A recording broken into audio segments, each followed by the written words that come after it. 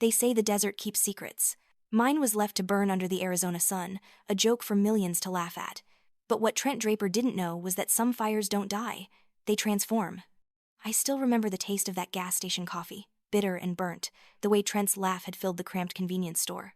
We'd been driving for hours, the black SUV eating up miles of endless highway, and I was so tired my bones ached, but I was happy. Stupidly, blindly happy. "Babe, grab me a Red Bull, will you?" Trent had said, flashing that smile that used to make my stomach flip. "And maybe some chips. We've got a long way to go." I'd nodded, fishing through my purse for my wallet. The fluorescent lights buzzed overhead as I wandered the aisles, picking up his energy drink, a bag of jalapeno chips, a bottle of water for myself. The cashier barely looked at me as she rang up my items, her eyes glued to her phone. Outside, the desert stretched endlessly in every direction, nothing but scrub brush and heat shimmer as far as the eye could see. When I pushed through the glass door, plastic bag dangling from my wrist, the parking lot was empty.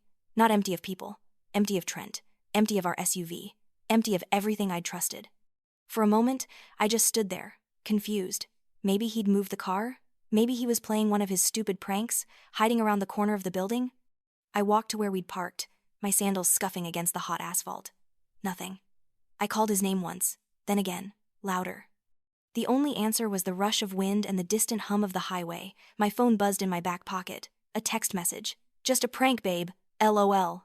3 laughing emojis, a kissy face." And then, as I stared at the screen in disbelief, my phone died. The battery icon had been red for the last hour, and I'd been meaning to charge it in the car. The bag slipped from my fingers.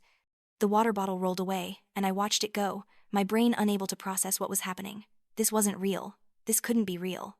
Trent wouldn't actually leave me here, stranded in the middle of nowhere, with no way to call for help, no way to get home. Would he? But he had. The security camera mounted above the gas pumps would later confirm what I already knew in my gut. He'd waited until I was inside, then peeled out of the parking lot, tires squealing, leaving a trail of dust in his wake. He'd planned this, probably been planning it for days, maybe weeks. The spontaneous road trip, he'd suggested. The detour through the desert. The sudden need for supplies at this particular, godforsaken gas station in the middle of Arizona. It was all for content. All for views. All for the click of that subscribe button. I ran. I don't know why I ran, or what I thought I'd accomplish, but I ran down that empty highway, screaming his name until my throat was raw.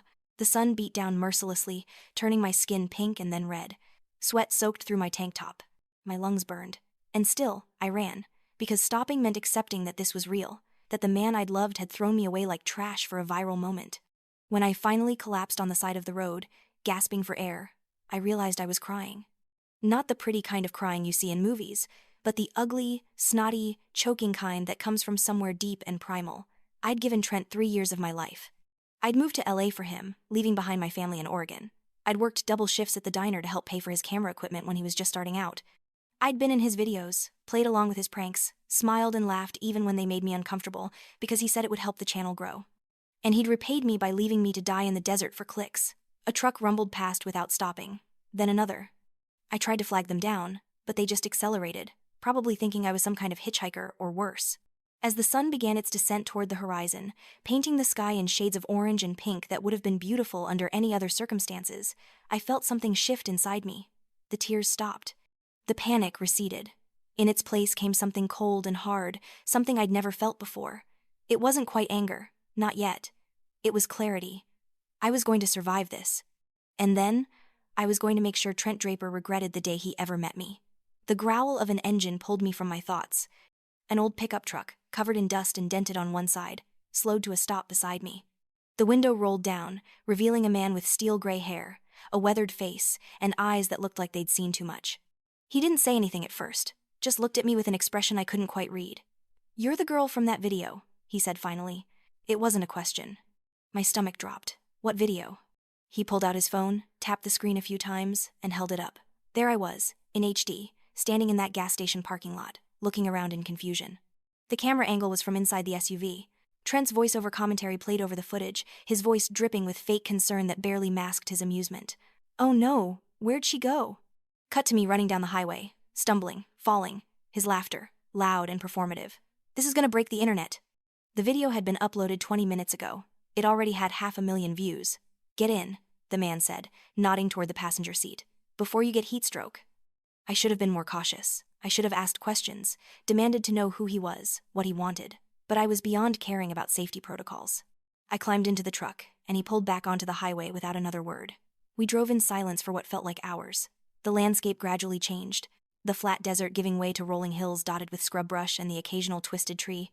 The sun sank lower, bathing everything in golden light. I kept stealing glances at the man beside me. He had the kind of face that made me think of old westerns, all hard lines and weathered dignity. His hands on the steering wheel were scarred, the knuckles prominent. "Name's Walter," he said eventually. "I live about 30 miles from here. Got a spare room if you need a place to figure things out." "Why are you helping me?" My voice came out hoarse from all the screaming. "Because nobody helped me when I needed it." He glanced at me briefly before returning his attention to the road. "And because that boy you were with is going to learn that actions have consequences." Walter's house sat at the end of a long dirt road, surrounded by what seemed like endless fields of purple, lavender.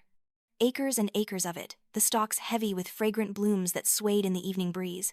The farmhouse itself was small but well-maintained, painted white with dark green shutters.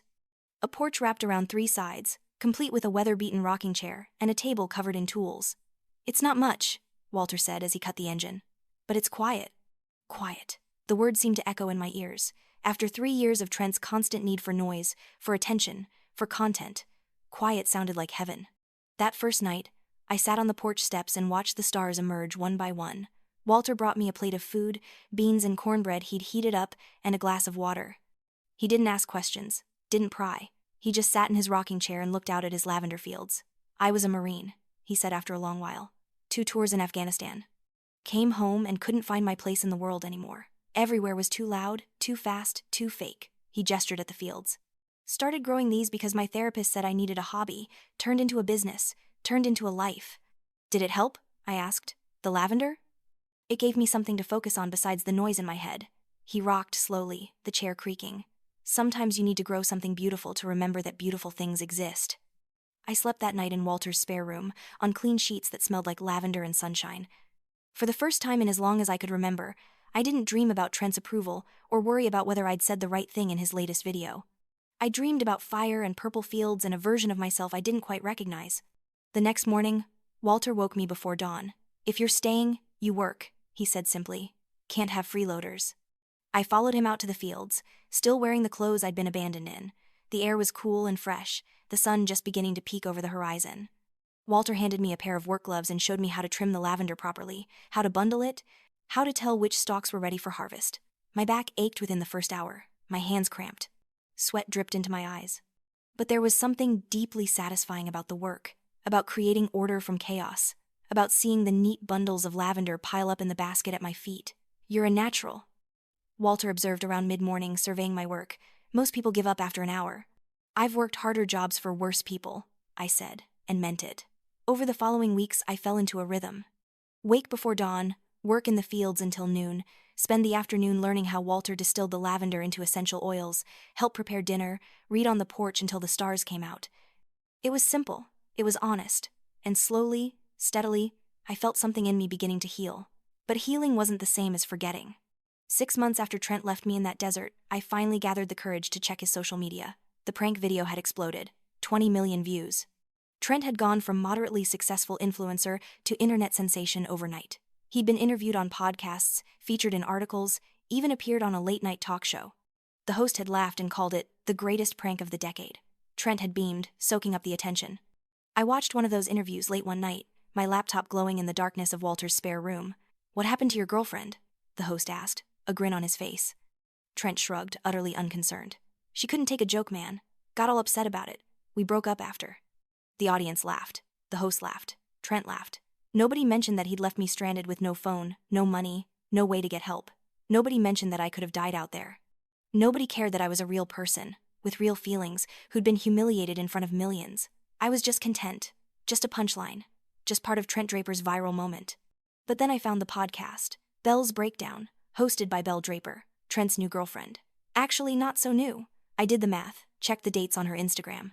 They'd been together for at least 8 months before Trent abandoned me. The desert had been his way of ending things, of making a clean break while boosting his channel. In one particularly vicious episode, Belle and Trent dissected our relationship, painting me as clingy, desperate, attention-seeking. She knew what she was getting into, dating an influencer. Belle said, her voice dripping with fake sympathy. She was just mad that I was prettier and more camera-ready. The comment section was worse. Thousands of people who'd never met me, who knew nothing about me beyond a 3-minute prank video, calling me names, saying I deserved it, that I was too sensitive, that I should have seen it coming. I closed the laptop and stared at the ceiling, my hands shaking. Not with tears this time, with rage. Pure, crystalline rage that burned away everything else.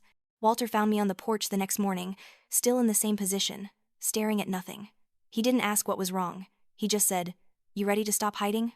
"I'm not hiding," I protested. "I'm healing." "You can do both." He sat down beside me. "But healing doesn't mean letting them get away with it. Sometimes healing means standing up and saying, 'Not to me, not anymore.'" "What am I supposed to do?" The question came out bitter. "He's got millions of followers, money, lawyers probably. I've got nothing." "You've got the truth," Walter's voice was firm. "And you've got time. Those are more powerful than you think." He paused, then added, "And you've got me. I didn't spend 20 years as a Marine to let some punk kid destroy a good person and profit from it." Something shifted in the air between us. A decision, unspoken but understood. This wasn't over, not by a long shot. Walter started training me. Not in some montage-style movie way, but in the slow, methodical manner of someone who understood that real strength took time to build. We ran in the mornings, starting with just a mile and gradually increasing. He taught me basic self-defense, not the flashy martial arts stuff, but practical moves designed to get away from danger. He showed me how to be aware of my surroundings, how to read people, how to trust my instincts. "Your boyfriend," Walter said one afternoon as we worked on proper stance, "he's a predator, and predators don't stop with one victim. They get bolder. They escalate." "Ex-boyfriend," I corrected automatically. "Right, ex. My point is, you probably weren't his first, and you definitely won't be his last. Unless someone stops him." The thought sat heavy in my chest. How many other girls had Trent used and discarded? How many had been too ashamed or scared to speak up? In the evenings, Walter taught me about his business. How he marketed the lavender products, the basics of social media for small businesses, the importance of authentic storytelling. "People respond to truth," he said. "They can smell fake from a mile away, even if they don't always admit it. You build something real, something honest, and it lasts." I started an Instagram account for the lavender farm. Nothing flashy, just photos of the fields, the distillation process, the finished products. I called it The Quiet Garden. Slowly, steadily, I built a small but engaged following. People who were tired of the noise, who wanted something real. I also started using a different name professionally. Clementine Mendes instead of Clementine Taylor. It felt like putting on armor, creating a boundary between the girl Trent had left in the desert and the woman I was becoming. One Saturday afternoon, 9 months after my desert abandonment, I went into town for the farmer's market. Walter had convinced me it was time to start selling our products directly to people, building community connections. I set up a small booth with bundles of dried lavender, essential oils, and lavender soap I'd learned to make. The market was crowded, full of families and couples wandering between stalls. I'd just finished explaining the properties of lavender oil to an older woman when I heard a commotion a few booths down. Shouting, the crash of something falling. Without thinking, I rushed over. 2 men were fighting, throwing wild punches while a crowd gathered to watch. One of them stumbled backward, crashed into a table, and went down hard. Blood bloomed from a gash on his forehead. The crowd just stood there, phones out, recording. Nobody moved to help. I pushed through, dropping to my knees beside the injured man. He was conscious but dazed, blood streaming down his face. "Don't move," I said, pulling off my flannel shirt to press against the wound. "Someone call 911. The man's eyes focused on me. "I know you," he whispered. "You're Clementine, Trent's girl." My blood ran cold. "I'm not anyone's girl." "No, I know. He winced. "I used to work for him, Elias. I was his social media manager until I quit." He grabbed my wrist with surprising strength. "He wanted you. He didn't want you gone. That video, it wasn't supposed to be permanent. He was going to come back, play the hero, save you. But when it went viral so fast, when everyone loved it, he just left you there." The world tilted. Ambulance sirens wailed in the distance, growing closer. "He's still talking about you," Elias continued, his words coming faster now, urgent. "In private. He's obsessed, keeps tabs on you. When he found out you disappeared, he freaked out. You're supposed to be broken, supposed to come crawling back. But you didn't. You vanished. It's driving him crazy." The paramedics arrived, gently pushing me aside. I stood there, numb, as they loaded Elias onto a stretcher. He caught my eye one more time before they closed the ambulance doors. "He doesn't get to win," he said. "Not this time." Walter found me an hour later, still standing in the same spot, my booth abandoned. "What happened?" he asked, taking in my blood-stained hands, my shocked expression. I told him everything. About Elias, about Trent's obsession, about the fact that I'd been meant to suffer just enough to make good content before being rescued. Walter's jaw tightened. "That's stalking. That's harassment. That's enough to file charges." It's his word against mine. I felt hollow. He's got millions of followers who'd call me a liar. I've got nothing. "You've got a witness now." Walter pulled out his phone. "And I'm betting this Elias has receipts. People like that always keep evidence, usually as insurance." He was right. Elias showed up at the farm 3 days later, his forehead sporting a neat row of stitches. He carried a laptop bag and a thumb drive. "I need to show you something," he said. We sat at Walter's kitchen table, and Elias opened his laptop. What he showed us made my stomach turn. Hundreds of screenshots, text messages, email chains, Trent discussing his comeback plan, where he'd stage a reunion with me, complete with fake tears and apologies. Trent talking about merchandise featuring my face from the prank video, Trent joking about doing a "Where Are They Now" video where he'd track me down. But worse were the files about other women. At least 8 others, all of whom had been involved with Trent at various points. All of whom had similar stories of being used, humiliated, discarded. One had been filmed without consent. Another had been coerced into doing things on camera she wasn't comfortable with. A third had been financially exploited, her credit cards maxed out on equipment for Trent's channel. "He's a predator," Elias said quietly. I realized it too late. I quit when he wanted to stage another prank that could have seriously injured someone, but I kept the files. I knew someday they'd matter. "Why are you doing this?" I asked. "What do you get out of it?" Elias met my eyes. Redemption, maybe. Peace of mind. The ability to look at myself in the mirror. He shrugged. I was complicit. I helped build his channel, helped craft his image. I made him into what he is. The least I can do is help tear it down. Over the next several weeks, Elias became a regular visitor to the farm. He taught me the ins and outs of social media algorithms, how Trent manipulated engagement, the tricks and tactics that made certain content go viral. More importantly, he taught me how to fight back using the same tools. "You don't want to just call him out," Elias explained one evening as we sat on the porch. "That makes you look vengeful. You want to build something so authentic, so real, that when the truth comes out, people are already primed to believe you. You want them to love you for who you are before they learn about what he did." So I kept building the Quiet Garden's presence online. I shared the farm's story, Walter's journey from trauma to healing, the therapeutic properties of lavender. I was honest about struggling with trust, about rebuilding my life, without ever mentioning Trent by name. The following grew slowly but steadily. People responded to the authenticity, to the quiet strength in the content. And then, 10 months after the desert, I got an email that changed everything. The Healing Heroes Foundation, an organization that created therapeutic gardens for first responders and veterans, wanted to commission me to design a memorial garden at their facility in Santa Fe. It was a significant project, well paid, and most importantly, it would be unveiled at a public ceremony covered by local news. "This is your chance," Elias said when I showed him the email. "Santa Fe's only 3 hours from where Trent lives now. He's been cultivating a new image, trying to pivot from prank videos to lifestyle content. He's positioning himself as a philanthropist. I'd bet anything he'll be at that ceremony." "You think he'll recognize me?"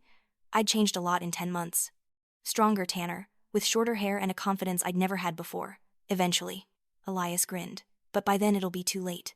Walter was less enthusiastic. "Are you sure about this? Once you step back into his world, there's no going back to peaceful." "I don't want peaceful anymore," I said. "I want justice." The day of the ceremony arrived bright and clear, the New Mexico sky a brilliant blue. I'd spent weeks designing the memorial garden, incorporating native plants, walking paths, meditation spaces. At the center was a circular garden planted entirely with lavender, the purple blooms a symbol of healing and transformation. I wore a simple black dress and minimal makeup, my short hair styled professionally. I looked like a landscape architect, like someone serious and competent, not like the naive girl who'd been abandoned in a gas station parking lot. The ceremony started at 2. Local officials spoke. The foundation director spoke, and then I heard his voice. "I'm honored to be here today to support the Healing Heroes Foundation." Trent Draper stepped up to the microphone, looking exactly as I remembered. Handsome, charming, that easy smile that made people trust him. He'd even managed to dress appropriately for the occasion, trading his usual streetwear for business casual. My heart hammered, but I kept my expression neutral. I stood with the other designers and contractors at the side of the stage, visible but not prominent. Trent talked about the importance of giving back, about supporting those who served, about creating spaces of healing. Every word was perfectly crafted, probably focus grouped and rehearsed. The crowd ate it up, cameras flashed, people applauded. When the speeches ended, we all moved to the garden for the official ribbon cutting. Trent worked the crowd like a politician, shaking hands, posing for photos. He moved closer to where I stood, still not having looked directly at me. "Beautiful work on the garden," he said to the woman beside me. Then his eyes slid to me. "And you are?" "Clementine Mendes," I said, extending my hand. "Lead designer." He shook my hand, his grip firm.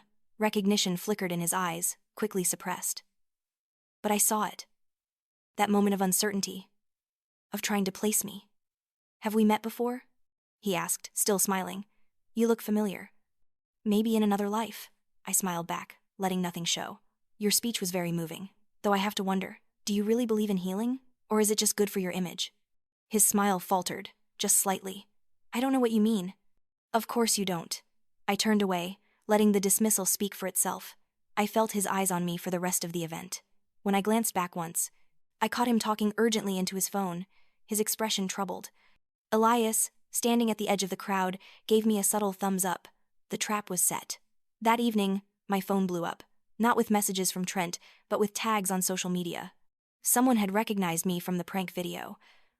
"Oh my God, is that the girl from Trent's desert prank?" one tweet read. "She looks amazing now," said another. "Wait, she's a landscape architect? Good for her." The narrative was already shifting, and we hadn't even started our real campaign yet. Elias appeared at my hotel room door around 9, laptop in hand. "It's time," he said. "He just posted a story about seeing his old friend at the ceremony. He's trying to control the narrative before anyone else can."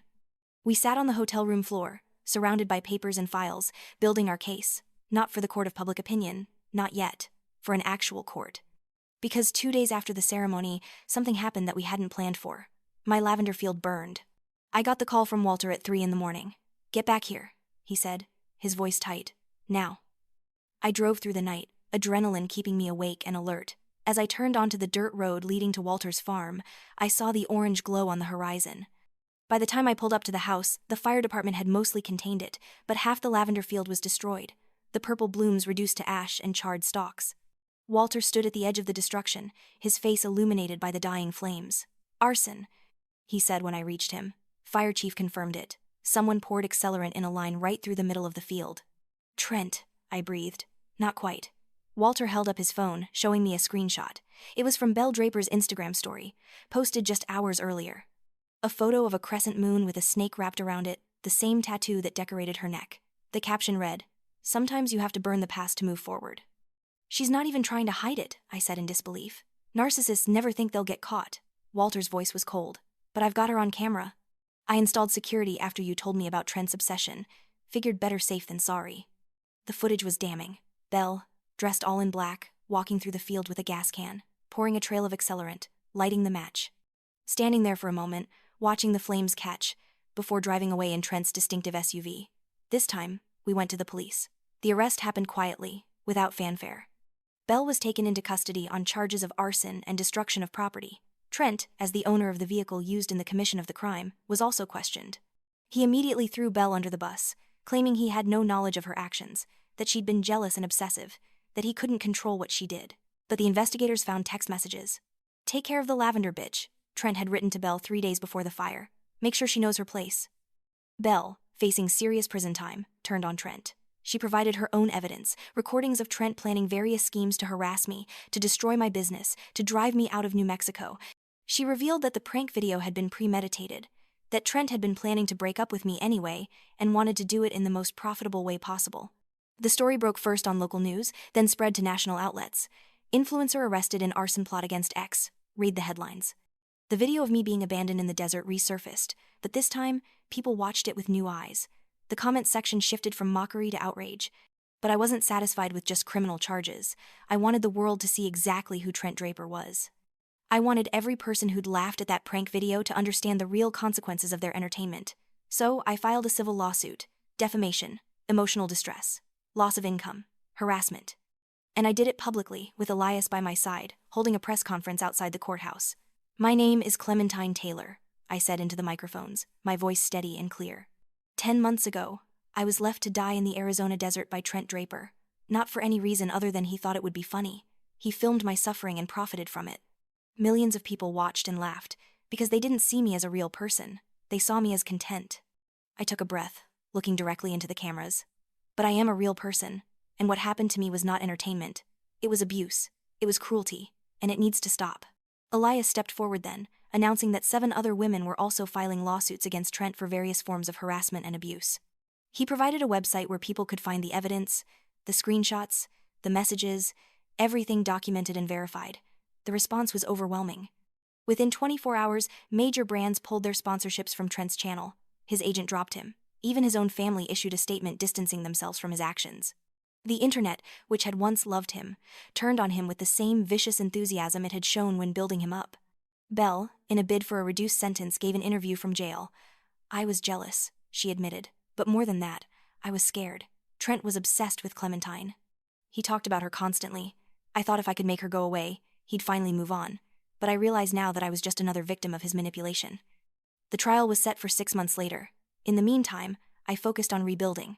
The lavender field, with help from the community, began to recover. Insurance covered some of the loss, and to my surprise, people from all over the country sent donations to help restore the quiet garden. They sent seeds, plants, letters of support. You've become a symbol, Elias told me one afternoon as we worked on replanting, of refusing to be a victim, of fighting back. I don't want to be a symbol, I said, patting dirt around a new lavender plant. I just want to be me. Sometimes that's the same thing. The trial began on a cold January morning, exactly a year after I'd been left in that desert. The courtroom was packed, every seat filled with reporters, curious onlookers, and several of Trent's other victims. Belle was there too, brought from prison to testify as part of her plea deal. Trent sat at the defendant's table, looking smaller than I remembered. He'd lost weight, and his hair was unkempt. The confident influencer was gone, replaced by someone who finally understood that actions had consequences. My lawyer was brilliant, methodical. She walked the jury through everything. The prank video, showing how many views it had gotten, how much money Trent had made from it, the text messages planning my abandonment, the evidence of stalking and harassment. The other victims, each one standing up to tell their story. When it was my turn to testify, I walked to the stand with my head high. I didn't cry. I didn't rage. I simply told the truth. I loved him, I said, looking directly at Trent. I trusted him completely, and he used that love, that trust, to make money off my suffering. He turned the worst day of my life into entertainment. And when I dared to survive, when I dared to rebuild my life without him, he tried to destroy me. Trent's lawyer tried to argue that it had been a prank gone wrong, that there was no malicious intent, that I was exaggerating the emotional harm, but the evidence spoke for itself. The video, the text messages, the arson, the pattern of abuse with other women, it was overwhelming. Belle's testimony was particularly damning.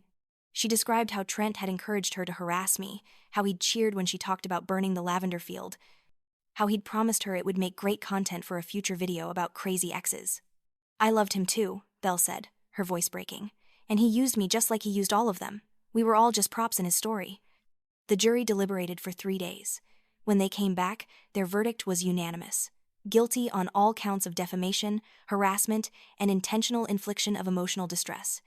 The damages awarded were substantial, enough to bankrupt Trent completely. But more than the money, it was the vindication. The acknowledgement that what he'd done was wrong, that I hadn't been too sensitive or unable to take a joke, that I'd been victimized, and that he was being held accountable.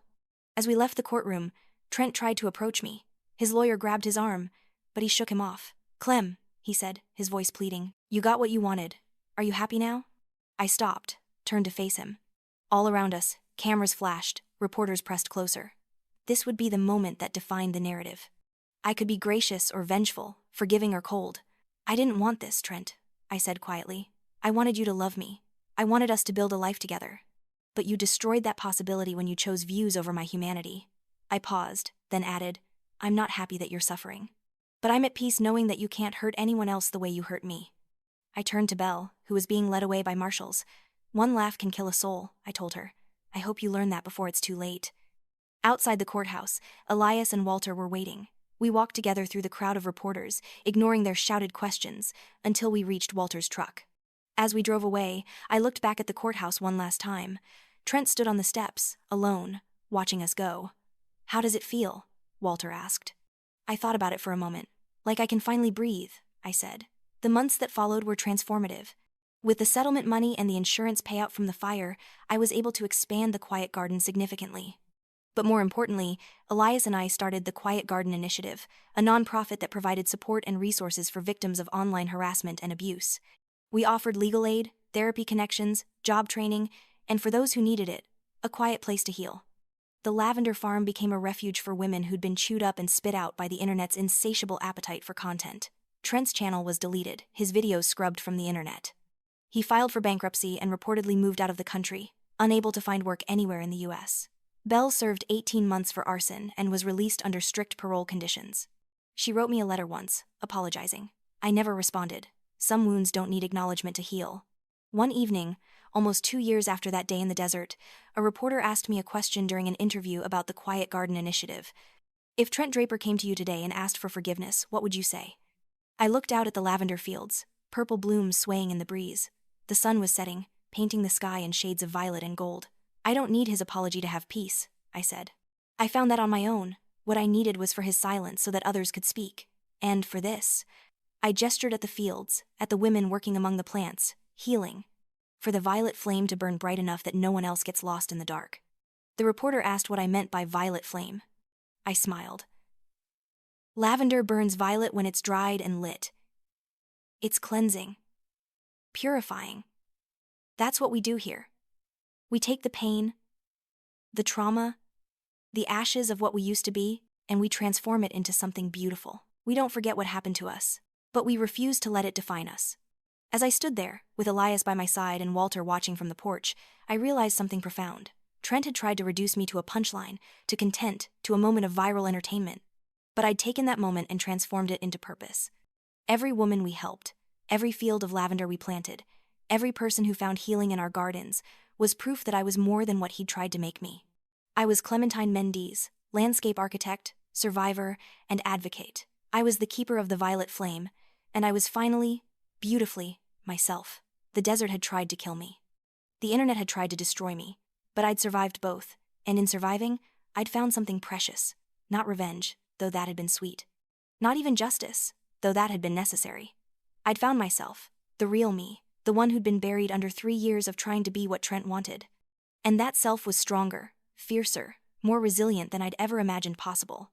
As the sun set over the lavender fields, painting everything in shades of purple and gold, I closed my eyes and breathed in the sweet, calming scent.